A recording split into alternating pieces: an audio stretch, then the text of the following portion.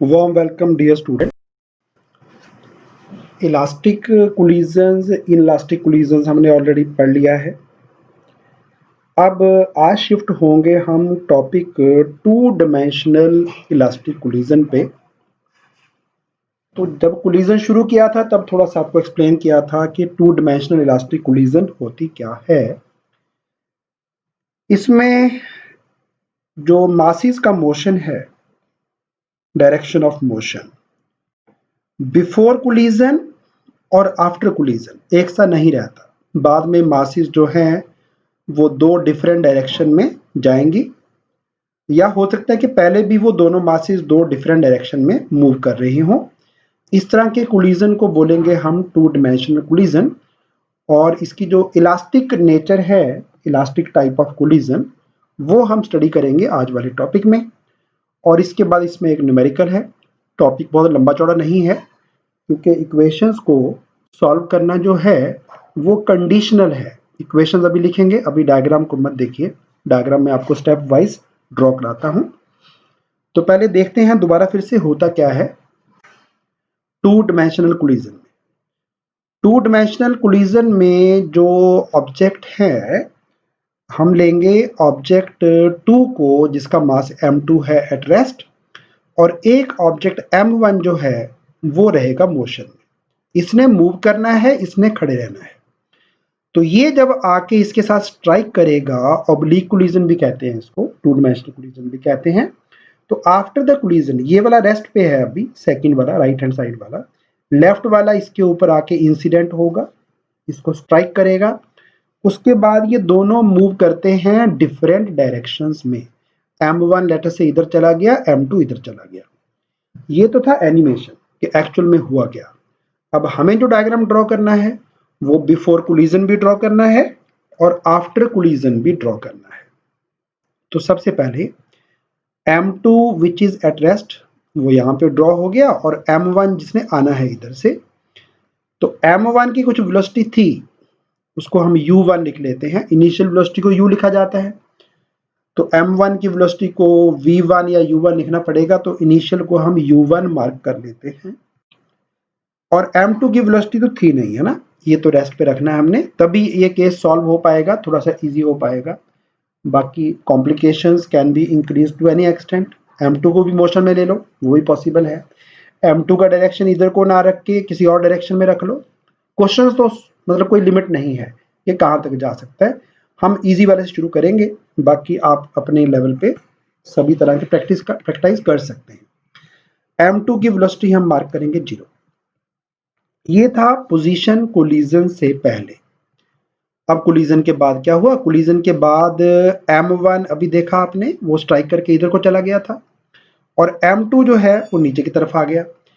मान लो अब m1 की वेलोसिटी जो है फाइनल वो है v1 और m2 की वेलोसिटी फाइनल है v2। तो आप ना वीडियो को एक बार बैक करके ना, पहले मैं डायग्राम पूरा कर दूं, आप स्टेप वाइज अभी समझ लो, अभी डायग्राम मत ड्रॉ करो। फिर इस वीडियो को दोबारा बैक करके अपने आप डायग्राम ड्रॉ करना शुरू करना स्टेप वाइज, जैसे जैसे मैं बना रहा हूँ। ठीक है, मैं सीधा पिक्चर भी ला सकता था पूरी की पूरी एक ही बार में, लेकिन मजा नहीं आएगा। आपने जब ड्रॉ करना है तो आपको स्टेप्स पता होने चाहिए, क्या क्या कहाँ कहाँ पे बनना है। दोबारा फिर देख लो एक बार। m2 जो था वो रेस्ट पे था, m1 was in motion with velocity u1। ये बिफोर कोलिजन का पोजीशन है। आफ्टर कोलिजन m1 की वेलोसिटी हो जाएगी v1 से इन दिस डायरेक्शन, और m2 की वेलोसिटी हो जाएगी v2। अब हमें डायग्राम में देखो, जो कोलिजन होती है कोई भी, एनी, टू डायमेंशनल हो, वन डायमेंशनल हो, इलास्टिक हो, इनइलास्टिक हो, परफेक्टली इनइलास्टिक हो, सभी कोलिजन्स में मोमेंटम तो कंजर्व्ड रहता है। सभी कोलिजन्स में मोमेंटम रिमेन्स कंजर्व्ड। लेकिन मोमेंटम ना वेक्टर क्वांटिटी है। हमें जो डायग्राम ड्रॉ करना है ना इस बार, जो वन डायमेंशनल कोलिजन थे ना, उसमें सभी की वेलोसिटी राइट हैंड साइड को ड्रॉ की थी हमने, यानी सभी का मोमेंटम ना एक्स एक्सिस के अलोंग था, तो हमें वाई कंपोनेंट लिखने की जरूरत नहीं पड़ी। अब वेलोसिटी ये वाली बेटा ना तो एक्स एक्सिस के अलोंग है ना वाई के अलोंग है, तो हमें मोमेंटम का जो कंजर्वेशन है वो दो बार लिखना पड़ेगा इन कोलिजन्स में। मोमेंटम वेक्टर क्वांटिटी है, वेक्टर अगर एक प्लेन में हो, जैसे आपकी स्क्रीन जो है वो एक प्लेन है, प्लेन में जो वेक्टर है उसके दो कंपोनेंट्स होते हैं, एक्स कंपोनेंट और वाई कंपोनेंट। तो इसका मास m1 है, वेलोसिटी v1 है, तो इसका मोमेंटम m1 v1 इधर को, इसकी मास m2, वेलोसिटी v2, तो इसका मोमेंटम इसकी वेलोसिटी के लॉन्ग m2 v2। लेकिन ये दोनों मोमेंटम ना तो x एक्सिस के लॉन्ग है ना y के लॉन्ग है, तो इनके हमें स्प्लिट करने पड़ेंगे, वेक्टर को स्प्लिट करके कंपोनेंट्स बनाने पड़ेंगे। फिर x वाला momentum, x component of momentum x से मैच करना पड़ेगा, और y कंपोनेंट वाला मोमेंटम y से मैच करना पड़ेगा। हाँ, काइनेटिक एनर्जी तो स्केलर होती है ना, इलास्टिक कोलिजन है, इलास्टिक कोलिजन में आप जानते हैं, इलास्टिक कोलिजन में काइनेटिक एनर्जी रिमेन्स कंजर्व्ड, तो उसकी तो एक ही इक्वेशन आएगी। मोमेंटम कंजर्वेशन की यहाँ पे हमें दो इक्वेशन लिखनी है, समझाता हूँ कैसे होंगी। तो ये मैंने ड्रॉ कर दी एक्स एक्सिस, डॉटेड लाइन, और इधर को मैंने ड्रॉ कर दिया वाई एक्सिस। तो अगर मैं m1 की बात करूं, इसका momentum purely along X axis था, ये जो मैंने अभी पिंक ड्रॉ किया है ये मोमेंटम है। तो मोमेंटम होगा mass into velocity m1 u1, इसका था ही नहीं बेटा, इसका तो जीरो था। तो इसका मोमेंटम x के लॉन्ग था, x कंपोनेंट था m1 u1, लेकिन ये ना तो ऊपर जा रहा था ना ये नीचे को आ रहा था, तो इसका मोमेंटम y एक्सिस के अलोंग था जीरो। तो y component of momentum zero, x component of momentum m1 u1, इसका था ही नहीं बेचारे का, क्योंकि ये तो खड़ा ही था बेटा, तो सारा मोमेंटम इसके पास था पहले। तो before collision momentum was purely along x axis m1 u1, y component momentum का जीरो था। अब आते हैं आफ्टर कोलिजन क्या। तो ऐसा सोचते करते हैं कि मान लो m1 की जो वेलोसिटी है वो x एक्सिस के साथ एंगल बनाती है θ1, और m2 की जो वेलोसिटी का डायरेक्शन है, मोमेंटम का डायरेक्शन भी वही होगा ऑफ कोर्स, वो बनाता है x एक्सिस के साथ एंगल θ2। एंगल θ1 m1 का मोमेंटम, और एंगल θ2 पे m2 की वेलोसिटी भी और m2 का मोमेंटम भी एक ही डायरेक्शन में होंगे। हाँ, साइज में छोटे बड़े हो सकते हैं, डिपेंड्स के मास कितने kg का है या ग्राम का है। ओके, ये मैंने पहले m1 का मोमेंटम मार्क कर दिया फाइनल, जो कि होगा mass into velocity m1 into v1। लेकिन इनके कंपोनेंट बनाने हमने x कंपोनेंट और y कंपोनेंट। और इसी तरह बेटा m2 जो है उसका मोमेंटम m2 v2 आएगा, इधर को ड्रॉ कर दिया वाइट वेक्टर से, इसका वैल्यू होगा m2 इंटू v2। इसके भी कंपोनेंट बनाने हैं, एक डॉटेड शेप में रेक्टेंगल ड्रॉ कर लो, इसके भी कंपोनेंट्स बनाने हैं, x कंपोनेंट y कंपोनेंट। तो यहां भी एक डॉटेड रेक्टेंगल ड्रॉ कर दो। अब जानते हैं जिधर एंगल बना होता है उस तरफ वाला कंपोनेंट चैट बॉक्स में लिखिए, उधर क्या लगाते हैं हम, जिधर एंगल होता है उस तरफ वाला कंपोनेंट निकालने के लिए क्या लगाते हैं, ठीक है, बहुत अच्छे, कॉस थीटा लगाते हैं, वेरी गुड। तो इधर को लगेगा बेटा कॉस थीटा, लेकिन ये जो वेक्टर का मैग्नीट्यूड था, साइज था, वो m1 v1 था। अगर ये a होता तो आप लिखते हो a cos थीटा। अब m1 v1 है, तो ये जो x कंपोनेंट है मोमेंटम का वो आएगा m1 v1 cos थीटा 1, क्योंकि एंगल थीटा 1 है, यूजुअली हम थीटा लिखते रहे ना, इस बार थीटा 1 है। ओके, सिमिलरली ये वाले कंपोनेंट को क्या लिखेंगे, ठीक है, लिख दिया बच्चों ने चैट बॉक्स में, m2 v2, नहीं गलत हो गया, m1 v1 yes sine theta 1। अब ठीक है बेटा, m1 v1 साइन थीटा 1। बेटा m2 वाले कंपोनेंट तो इधर को आएंगे ना, इस रेक्टेंगल में, इसमें m1 v1 के आएंगे, इधर साइन कंपोनेंट इधर कॉस कंपोनेंट। बहुत अच्छे, सही आंसर दिया बहुत सारे बच्चों ने। अब बताइए कि अगर मुझे इसका m2 v2 का x कंपोनेंट लिखना हो, समझ गए बच्चे, पहले क्या लिखना है, yes m2 v2 cos theta 2, बिल्कुल सही है, ये मैंने ब्लू कलर से मार्क कर दिया, sorry, m2 v2 cos theta 2, बिल्कुल ठीक है। और इधर समझ गए होंगे, जान गए होंगे अपने आप क्या लिखना है, m1 नहीं m2 v2 cos, इधर cos आ गया बेटा, इधर क्या आना है sign, m2 v2 sin theta 2। चलो अब एक बार ना वीडियो को वापस, चलो मैं ही वापस कर देता हूं, आप स्टेप वाइज इसको ड्रॉ करना शुरू करो, मैं एक बार रिटर्न कर देता हूं यहीं से। सबसे पहले आपने ड्रॉ करना है M2 और M1। M1 थोड़ा सा ऊपर ड्रॉ करना, M2 से थोड़ा सा ऊपर, बिल्कुल सामने नहीं ड्रॉ करना उसके। इसकी वेलोसिटी मार्क करिए U1, इसकी वेलोसिटी को मार्क करिए U2। आफ्टर कोलिजन M1 को V1 वेलोसिटी से जाना है, M2 को V2 वेलोसिटी से नीचे की तरफ आना है। इसके बाद आप X axis, Y axis, centre draw कर देना M1 पे। M1 का मोमेंटम राइट हैंड साइड को एक्स एक्सिस के लॉन्ग M1 U1, M1 का वाई एक्सिस के लॉन्ग था 0 और M2 का वैसे ही था 0। After collision direction of motion है θ1 और इसका डायरेक्शन ऑफ मोशन θ2 पे मार्क कर दीजिए साथ साथ में। मोमेंटम M1 का M1 V1 और M2 का M2 V2, दो रेक्टेंगल ड्रॉ कर दीजिए। जो भी आपका साइज बनता है, जरूरी के छोटे बड़े बनेंगे, बराबर भी हो सकते हैं। जैसा बन रहा है आपका ठीक बन रहा है, कोई प्रॉब्लम नहीं है, चलते जाइए। अगर इक्वल साइज के नहीं बने कोई बात नहीं है, अनइक्वल बने तो भी चलेगा, इक्वल बन के तो भी चलेगा। हाँ, एक आध वेक्टर को छोटा कर लो, एक को थोड़ा बड़ा कर लो, अपने आप छोटे बड़े हो जाएंगे। कर दिया। चलिए, एक्स कंपोनेंट को कॉस से मार्क करना है, M1 V1 cos θ1। Y component को साइन से मार्क करना है, इधर M2 V2 cos θ2 X component, M2 V2 sin θ2 Y component. बन गया इतना। इसके बाद अब आते हैं इक्वेशंस पे। चलिए, डायग्राम कंप्लीटेड। ओके, अब इक्वेशंस बेटा। टू डिमेंशनल मोशन में,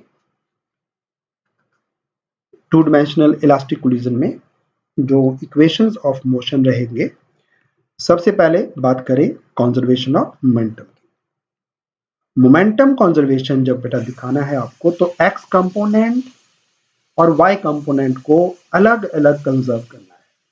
तो पहले मैं एक्स कंपोनेंट की बात करूं तो M1 U1 मोमेंटम था बिफोर कोलिजन, मास M1 का एक्स के लॉन्ग, और M2 का था बेटा बिफोर कोलिजन 0। एक्स एक्सिस की बात हो रही है, M1 का मोमेंटम M1 U1, M2 का 0। इधर M1 का momentum x component after collision M1 V1 cos θ1, M2 का मोमेंटम M2 V2 cos θ2। तो आपने अभी सिर्फ एक्स कंपोनेंट की बात करनी है, एक्स वाला मोमेंटम एक्स से मैच कर देंगे। तो along X axis M1 U1 equal to M1 V1 cos θ1 plus M2 V2 cos θ2। दोनों राइट हैंड साइड को थे तो दोनों को पॉजिटिव साइन दे दिया, और ये भी राइट को था, इसको भी पॉजिटिव साइन दे दिया। अगर बाई चांस कोई लेफ्ट को हुआ तो उसका साइन बेटा चेंज कर देना, उसको माइनस में लिख देना। चलिए, ये तो हो गया एक्स कंपोनेंट। तो मैंने बोला था मोमेंटम वेक्टर क्वांटिटी है, और हम बात कर रहे हैं एक प्लेन में मोशन का। जैसे बिलियर्ड बॉल्स होते हैं ना, बिलियर्ड बॉल्स भी तो ऐसे ही चलते हैं बेटा। उसमें जो बॉल्स हैं वो एक प्लेन, जो वो ग्रीन कलर का बोर्ड बना होता है ना, उसके अंदर ही मूव करना, प्लेन के अंदर। तो प्लेन के अंदर आपको दो कंपोनेंट चाहिए होते हैं, टू डायमेंशनल मोशन होगा, तो X component and Y component. अब मैं बात करता हूं वाई कंपोनेंट की। वाई एक्सिस के अलॉन्ग इसका मोमेंटम वाई के अलॉन्ग था ही नहीं, तो before collision momentum was 0, plus इसका वैसे 0 था बेटा, ये तो रुका ही हुआ था, प्लस 0, 0 प्लस 0 यानी 0। राइट हैंड साइड पे momentum after collision, after collision इसका मोमेंटम पॉजिटिव वाई एक्सिस के अलॉन्ग है, यानी कि इसको साइन देंगे positive, plus M1 V1 sin θ1। लेकिन इसका जो मोमेंटम है वो नेगेटिव वाई एक्सिस के अलॉन्ग है। बेटा वैसे भी आप जानते हैं ना, दो वेक्टर्स अगर अपोजिट डायरेक्शन में हो, जब उनको सम अप करते हैं, टोटल करते हैं, उन वेक्टर्स का रिजल्टेंट निकालते हैं, तो आंसर A माइनस B आता है ना, वही लगाना है। यहाँ पे दोनों एक ही डायरेक्शन में थे, इसलिए हमने प्लस कर दिया। यहाँ पे डायरेक्शन दोनों का अपोजिट है, इसलिए ये माइनस करने होंगे। तो momentum after collision is M1 V1 sin θ1 positive, minus M2 V2 sin θ2, क्योंकि ये नेगेटिव वाई एक्सिस के अलॉन्ग है। लेफ्ट हैंड साइड पे 0, क्योंकि मोमेंटम वाई के अलॉन्ग था ही नहीं, ना M1 का ना M2 का। तो before collision Y component of momentum was 0। After collision M1 V1 sin θ1 जो ऊपर को है उसको प्लस साइन दीजिए, जो नीचे को है बेटा उसको माइनस साइन दे दीजिए। क्लियर हो गया। अच्छा, अब आती है equation of conservation for kinetic energy. Kinetic energy scalar quantity है, उसको तो सीधा लिख दो बेटा, हाफ m1u1 स्क्वायर, है ना। इसकी काइनेटिक एनर्जी थी बेटा फर्स्ट वाले की, सेकंड तो रेस्ट पे ही था।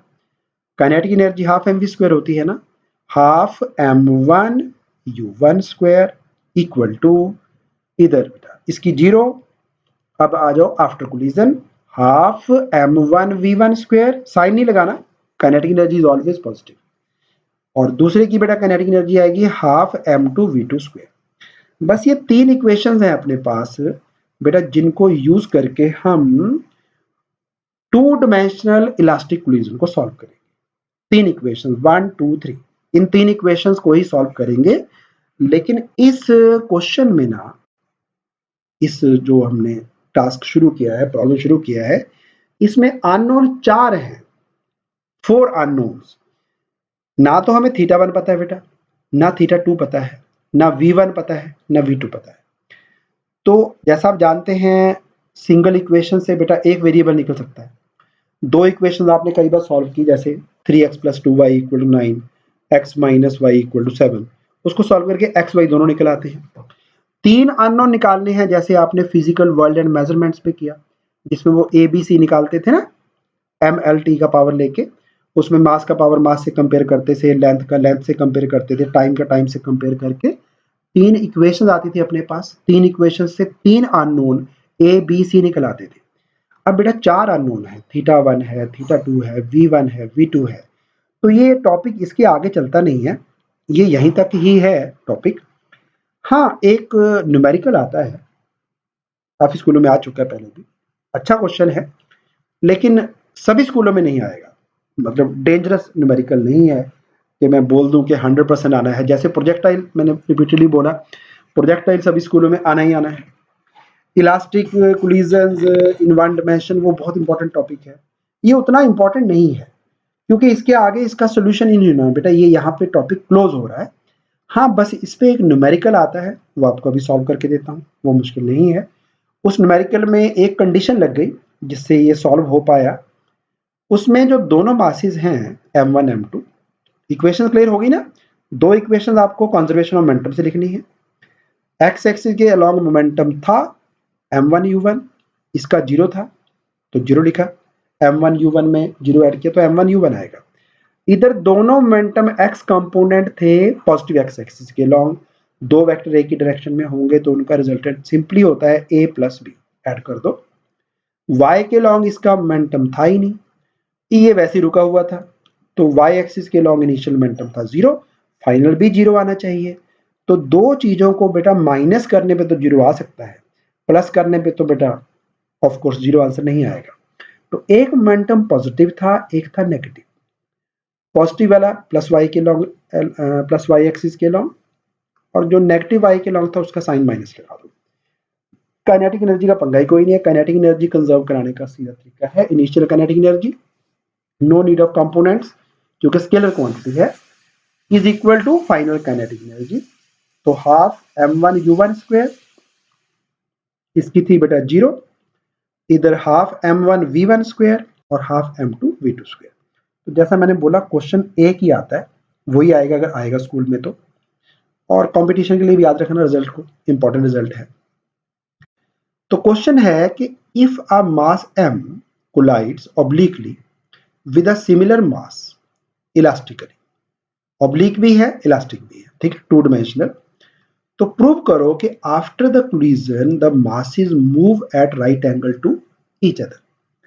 हमें प्रूव करना है कि कोलिजन के बाद मासेस राइट एंगल पे जाएंगी। तो ये अभी भी हमने इक्वेशन लिखी, मैं वही लिख रहा हूं फिर से, m1u1 equal to m1v1 cos θ1 m2v2 cos θ2। But क्या चेंज हो गया, मासेस इस बार इक्वल है, तो m1 m1 m2 नहीं लिखेंगे, ओनली m m m लिखेंगे, only m m m, m1 m2 नहीं डालना। दूसरी इक्वेशन थी conservation of momentum long y axis, वो था 0, m1v1, m1 को m लिखो, minus m2v2 sin θ2, only m लिखो, और एम एम एम कैंसिल कर दो, इधर भी एम एम कैंसिल कर दो बेटा, इधर तो जीरो ही है ना, कैंसिल हो जाएंगे। चलो ये भी कैंसिल कर दिए। अब आपके पास इक्वेशन जो हैं दो आ गई कंजर्वेशन ऑफ मोमेंटम से, और एक इक्वेशन आनी थी कंजर्वेशन ऑफ काइनेटिक एनर्जी से। तो यहाँ पे वैसे m1 था, आप m लिखोगे, यहाँ भी m1 था, m लिखोगे, m2 था, m लिखोगे। क्या कैंसिल होता है यहाँ पे? हाफ भी कैंसिल, m भी कैंसिल, है ना। चलो तो अब आपके पास जो इक्वेशन आ गई, अब इसमें m तो कहीं भी नहीं है, u v1 v2, u v1 v2। अच्छा एक काम करते हैं, अगर हम इनको, क्योंकि हमें लेफ्ट पे ना u1 स्क्वायर अपने पास, इधर स्क्वायर करने पे u1 स्क्वायर आ जाएगा, इसका स्क्वायर 0 स्क्वायर आएगा। अगर हम इक्वेशन 1 इक्वेशन 2 को, क्योंकि इनमें इनको आपको पुट करना है ना, इसको भी यूज करना है, इसमें v's के स्क्वायर है, तो इक्वेशन 1 और इक्वेशन 2 को स्क्वायर करके ऐड कर लो। इक्वेशन 1 थी अपनी u1 plus v1 equal to v1 cos theta 1 v2 cos theta 2, और सेकेंड इक्वेशन थी अपनी 0 v1 sin theta 1 minus v2 sin theta 2, और थर्ड इक्वेशन अपनी जो है वो, क्योंकि एम एम तो सारे हट गए, वो u1 square equal to v1 square plus v2 square है। तो इन इक्वेशंस को कंबाइन तभी कर पाएंगे अगर हम इनका स्क्वायर करेंगे, क्योंकि यहाँ पे स्क्वायर है ना, v1 स्क्वायर v2 स्क्वायर। तो 4 और 5 का करो स्क्वायर और उनको ऐड करो, तो इधर लेफ्ट पे तो आएगा u1 square plus 0 square, right पे, राइट हैंड साइड पे a प्लस बी का होल स्क्वायर है ना, याद है ना, a square plus B square plus 2ab, यहाँ पे 2v1 v2 cos theta 1 cos theta 2 आ जाएगा, इजी। चलो इसका भी स्क्वायर कर लो बेटा same way, left hand side पे 0 square, a square plus B square, इसमें माइनस साइन था ना, माइनस 2ab। अब ये कैसे आया, इतना तो आप जानते हैं सारे, ये मुझे बताने की जरूरत नहीं है। अब हमें इनको ऐड करना है, ऐड करना आसान है बहुत। देखो लेफ्ट पे आया u1 स्क्वायर, लेफ्ट पे u1 स्क्वायर, इनका दोनों का सम v1 square cos square theta 1 v1 square sin square theta 1, तो sin square plus cos square 1 होता है ना, तो v1 स्क्वायर बाहर निकाल लो, अंदर बचेगा sin square plus cos square 1 हो जाएगा, तो सीधा लिखो v1 स्क्वायर। सिमिलरली इनमें से भी v2 स्क्वायर बाहर निकाल लो कॉमन, तो sin square same angle plus cos square same angle वही 1 होता है, तो ओनली v2 स्क्वायर आएगा।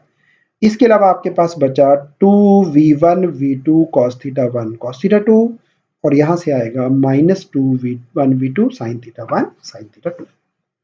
कोई डाउट नहीं होना चाहिए, ओके। अब हमने क्या किया, u1 का स्क्वायर वो v1 square plus v2 square था, इक्वेशन 6। चलो तो पुट कर दीजिए, u1 स्क्वायर और v1 plus v2, v1 square plus v2 square बराबर है। तो अगर मैं इसको हटा के इस पार्ट को अगर मैं हटा के u1 स्क्वायर लिख दूं तो कैंसिल किया जा सकता है ना, u1 स्क्वायर से u1 स्क्वायर कैंसिल, तो मैंने सीधा कैंसिल कर दिया, एक ही बात है, कोई फर्क नहीं है, ओके। ये टर्म्स तो होगी कैंसिल। अब लेफ्ट पे बचा बेटा कैंसिल करने के बाद 0, और राइट पे अपने पास ये दो टर्म्स हैं,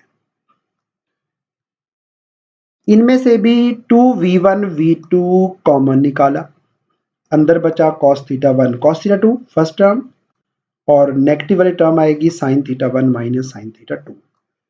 अब जो बच्चे मैथ्स के हैं ना, वो बताइए कि जो ये ब्रैकेट के अंदर अंदर लिखा हुआ है, इसकी एक आइडेंटिटी है मैथमेटिक्स में, cos a cos b minus sin a sin b कुछ होता है, बोलिए बोलिए बोलिए, बहुत अच्छे। cos a cos b minus sin a sin b कुछ होता है, वो होता है cos a प्लस b, बहुत अच्छे। तो आपने बोला cos a प्लस b, यहाँ पे बेटा a की जगह थीटा 1 था, b की जगह थीटा 2 था, तो आएगा cos थीटा 1 प्लस थीटा 2। अब देखो जब बेटा कोलिजन हुआ तो ना तो 2 0 हो सकता है, दोनों की वेलोसिटी भी थी कुछ ना कुछ v1 v2, रुका तो नहीं कोई भी दोनों में से। तो ये जो ब्रैकेट के बाहर वाला पार्ट है ना, ये तो जीरो नहीं हो सकता। लेकिन दो चीजों को मल्टीप्लाई करके अगर जीरो आ रहा है तो उनमें से कोई एक तो जीरो होगी। तो that means cos θ1 plus cos θ2 zero होना चाहिए। कोई तो जीरो होगा ना, तभी जीरो आ रहा है ना। ये जीरो नहीं है, v1 जीरो नहीं है, v2 जीरो नहीं है। That means cos of θ1 plus θ2 is equal to zero. अब cos की वैल्यू जीरो कितने एंगल पे आती है? cos की वैल्यू जीरो कितने एंगल पे आएगी? 90 पे। बहुत अच्छा। तो इसका मतलब है ये जो एंगल है θ1 प्लस θ2 ये 90 होना चाहिए। अब जरा अपना जो डायग्राम ड्रॉ किया अभी अभी हमने, उसको दोबारा फिर से ध्यान से देखेंगे। m1 गया था ऊपर की तरफ, m2 गया था नीचे की तरफ। इन दोनों मासेस ने x एक्सिस के साथ एंगल बनाए थे θ1 और इसने बनाया था एंगल θ2। तो हमने निकाला θ1 और θ2 का टोटल 90 डिग्री है। ये निकाला ना हमने। θ1 θ2 का सम जो है 90 डिग्री है। इट मीन्स ये दोनों मासेस की जो वेलोसिटीज हैं v1 v2 वो आपस में कितना एंगल बनाएंगी? 90। यही प्रूव करना था। दोबारा फिर देख लो एक बार। ये तीन इक्वेशंस जो अभी आपने लिखी टू डायमेंशनल इलास्टिक कोलिजन के लिए, चेंज क्या कर दिया? m1 को भी m, m1 को m, m2 को भी m। उसके बाद m m m हमने कैंसिल कर दिए। काइनेटिक एनर्जी वाली इक्वेशन में भी m1 m1 m2 को हटा के ओनली m कर दिया, m's कैंसिल कर दिए। अपने पास ये नई इक्वेशन आ गई 4, 5 एंड 6। सिक्स इक्वेशन में u का स्क्वायर है u1, v1 और v2 का भी स्क्वायर है। तो हमें 4 और 5 को भी स्क्वायर करना है, 4 और 5 को स्क्वायर करना है और ऐड करना है ताकि इस इक्वेशन को भी यूज किया जा सके। तो स्क्वायर कर दिया और a plus B whole square होता है a square plus B square plus 2ab लगा दिया। इधर भी same way a square plus B square minus 2ab आ गया। इसका left hand side u1 square, इसका 0 स्क्वायर, राइट। ऐड करेंगे लेफ्ट पे u1 स्क्वायर आएगा। इन दोनों को ऐड करेंगे, v1 स्क्वायर कॉमन निकाला, अंदर बचा sign square plus cos square 1 आ जाएगा। इधर बेटा v2 स्क्वायर कॉमन निकाला, अंदर फिर sign square plus cos square v2 square आएगा। ये हमने सीधे लिख दिया एज इट इज। अब क्योंकि v1 square plus v2 square u1 square के बराबर था तो ये और ये दोनों मिलके बराबर ही हैं, तो इसको तो करो कैंसिल। कैंसिल करेंगे लेफ्ट पे आ जाएगा 0। इनमें से हमने 2v1 v2 निकाला कॉमन, अंदर बचा cos a cos b minus sine a sine b की फॉर्मेशन, तो हमने उसको लिख दिया cos a plus b। Identity है मैथमेटिक्स की, जैसे sine square plus cos square 1 होता है, ऐसे ही cos a cos b minus sine a sine b होता है cos of a plus b। तो हमने इसको cos θ1 प्लस θ2 लिख दिया। ब्रैकेट के बाहर वाला पार्ट जीरो नहीं हो सकता, तो फिर ब्रैकेट के अंदर वाला पार्ट जीरो होगा, यानी कि cos थीटा की वैल्यू जीरो आएगी।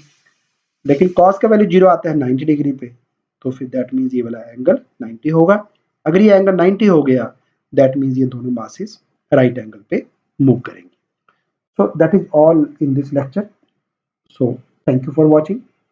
एंजॉय किया तो लाइक कर दीजिए, बाकी बच्चों के काम का है शेयर कर दीजिए and subscribe the channel for further updates. Have a nice day.